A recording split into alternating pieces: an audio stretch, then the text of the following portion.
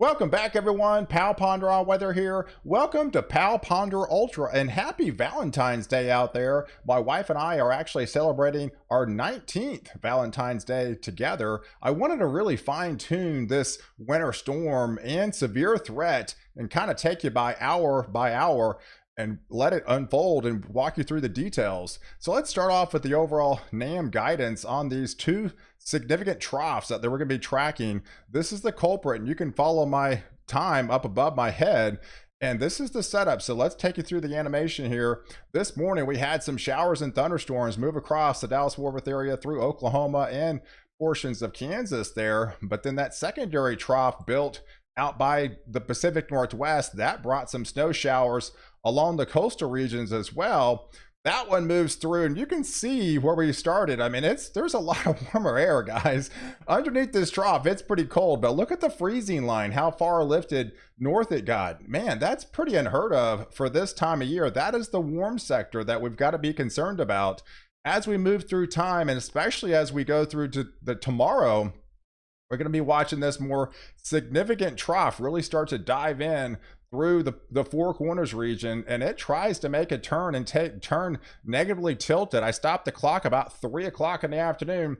That's where it really starts to pick up in intensity, and that's where it amplifies the system further south, as they'll be really tapping into this low-level jet, picking up this moisture down here, the elevated dew points. And that by 5 o'clock, I think things really start to light up down there in these regions in the southern plains. But notice as we move through time, it kind of flattens out by the time we get into Thursday. That's more of a positively tilted trough. We'll start to have more of a squall line take shape. So you know, I'm starting to look at, Wednesday could be the more significant day as far as the severe threat, as by Thursday, things kind of flatten out. There's still always an isolated tornado threat or two along that leading edge, but we'll have a damaging wind threat. But definitely, we'll walk you through the details, and it definitely appears that Wednesday might be your kind of a bigger days. Let's take a look at the overall setup on the 500 wind speed and walk you through. There was the lift mechanism on that first system. We talked about the second system being more potent, and it definitely is going to be as this digs down into the Four Corners regions. That's where it amplifies the snow. The really heavier snow start to break out in Flagstaff, into Santa Fe, back into Colorado there, back into the Denver area. And that'll swing up portions of Kansas, through portions of Iowa there, into the Dakotas. We could be looking at blizzard-like conditions. But yes, right around 4 or 5 o'clock tomorrow, I think that's when things get really concerning, because this low-level jet really starts to amplify and really starts to maximize and create that lift. And it could unfold and be breaking the cap potentially in and around the Dallas-Fort Worth area. They do have a hatched risk for very large hail in place, and the tornado threat is definitely going up as well. So, but yes, as we walk you through time, notice that positively tilted trough really kind of flattens out the further along it moves, kind of eastbound.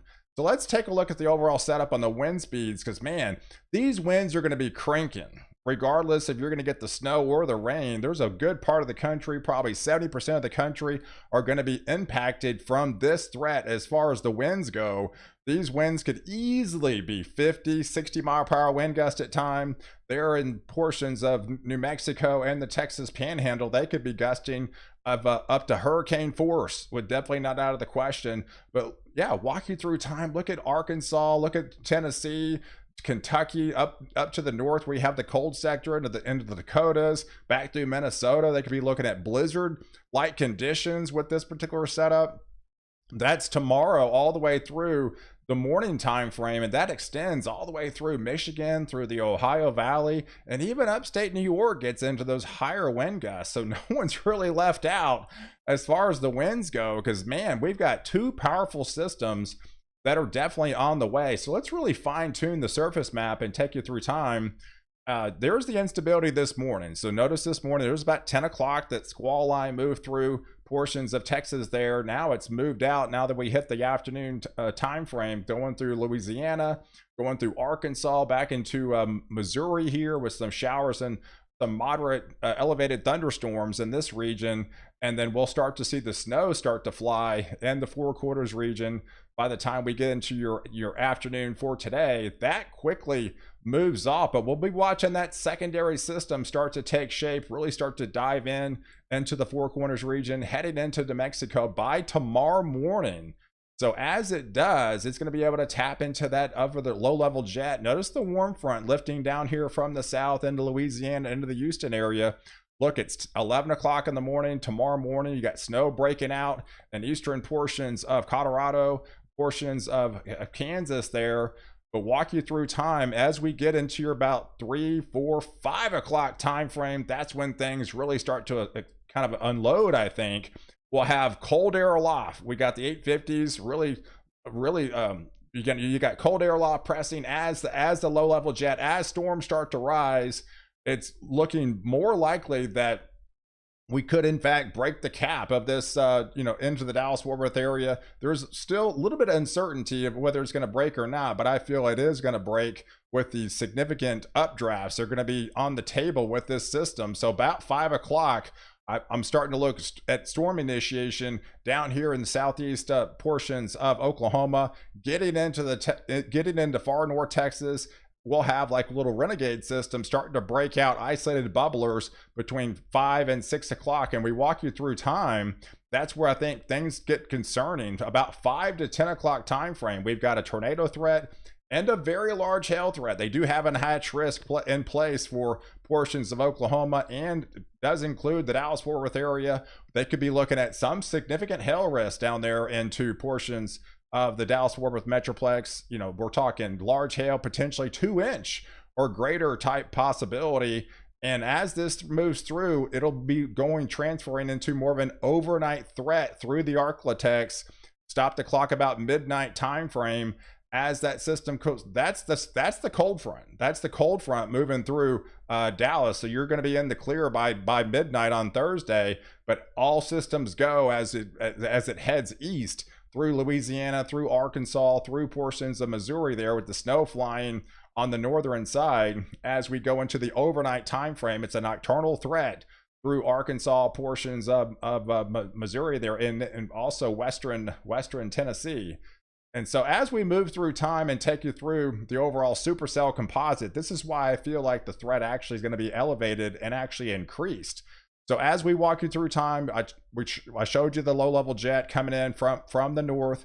This is kind of the supercell deposit. This shows maybe the intensity of the updrafts and where supercells could be breaking out. About 5 o'clock, I'm stopping it here because notice those numbers are fairly significant. As we have a lot more updrafts on the table, so all hands on deck with a potentially significant event kind of really breaking out in and around this region into central Texas, north Texas, southeastern Oklahoma, getting into east Texas, going through Arkansas and portions of Louisiana. Here's your significant tornado parameters. So as we walk you through time here, same deal, right? So not only are we looking for large supercells with damaging winds and some larger hailstones, but we also have an increased tornado threat. I think this even going to be amplified as well. Some of these numbers are hitting 6, 7s, 8s, 9s. That's almost off the chart right there at this bullseye. So the favored time frame appears to be 5 to 10 o'clock in the evening. So I'll be actually going live on my main channel covering this event. Because it looks to be definitely a significant event that could likely be on the table with a large hail threat and a tornado threat within this sector, and it becomes nocturnal as we head into the midnight time frame through the Arklatex, through portions of Louisiana there, and this will swing into Mississippi, heading into western Tennessee during the midnight 2, 3, 4 o'clock time frame, an overnight tornado risk within this sector. So you definitely got to be on high alert. So let's take a look at the NAM 3K. So that's why there's still a little bit of uncertainty, because even some of these short range model guidance aren't still talking the same language. So this one feels that the cap will somewhat be held and might put a little bit of a squash on the particular systems elevated between that 5 and 10 o'clock time frame. So notice the difference here. we're sitting at 5 and 10 o'clock. The HRRR was lit up across this region, and the NAM3K doesn't really have anything. So we still don't really have model congruency, but I'm definitely favoring the HRRR right now, and I'm thinking the cap is going to be breaking with the extreme updrafts that we're going to be able to, punch holes in that cap. And once you punch holes in that cap, all systems go. Those cloud tops will be raising 60,000 feet up in the atmosphere, and that's why we can have those significant hail producers in the surface based deep shear levels, producing those tornadoes at the surface. So let's take a look at the overall NAM3K, because again, if we don't have the instability, we don't have the significant supercells. So notice the numbers aren't really even significantly high with the NAM3K, because it feels like the cap is going to hold. But that's the difference in some of the short range models. So as we walk you through time and move east, because there is going to be a Thursday setup as this moves eastbound, but we talked about the positively tilted trough going to be coming in towards west, towards our eastern regions.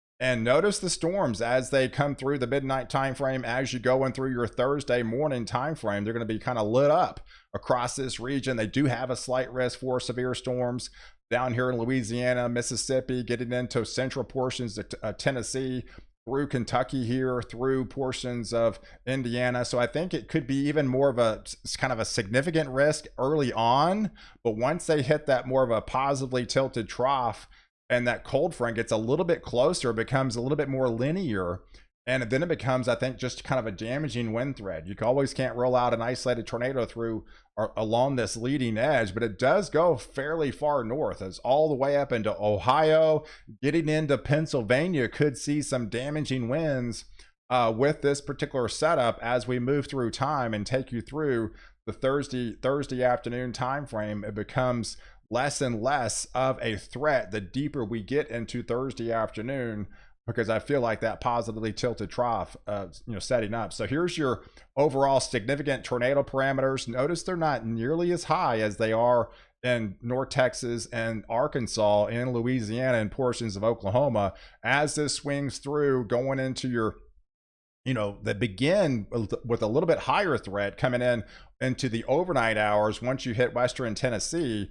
But as that secondary trough comes in, then it's more of a kind of a linear squall line. So we do have a slight tornado risk within this corridor, but it's not nearly as significant. Notice the numbers were not nearly as high as we are into portions of the southern plains as this moves through, but it does reach as far north as Ohio. So you can't roll out, I wouldn't let your guard down in these areas, but you can't definitely roll out an isolated tornado through within this sector. Look how far north into Ohio. I mean, you shouldn't be getting tornadoes potential in Cleveland, Ohio in the middle of February. That is just not normal, but that's exactly what's going to happen with dew points in the mid 50s, with this setup. So let's take you through the broad overview with the snowstorm that's also going to be on the table as well. So we're going to have a bona fide snowstorm across the Four Corners regions, through Colorado, through portions of Kansas, through Nebraska there.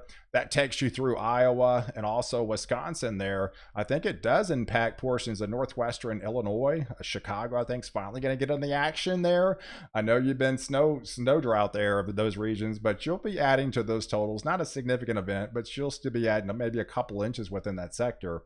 But yes, as we go through time through Thursday evening, this becomes just kind of an isolated, scattered rain shower event, and really kind of spreads out as you get towards the deeper and you get into your Thursday overnight time frame into Friday morning once it moves across into the East Coast. So here's your overall snow. So here's the snow on the blend. So here's the blend. So we're going to have two troughs come in, right? So we have the trough coming in, blanket of snow across Flagstaff, across the Santa Fe, the Albuquerque regions, even southern portions of Utah, Salt Lake City, getting into western slopes of Colorado, Durango's areas, Denver area, eastern Colorado, getting into a portion, a good swath of at least 3 to 6 inches across that corridor between the blue, and some isolated amounts of even 4 to 8 inches in the pinks is not out of the question. But there's your snow swath on the blend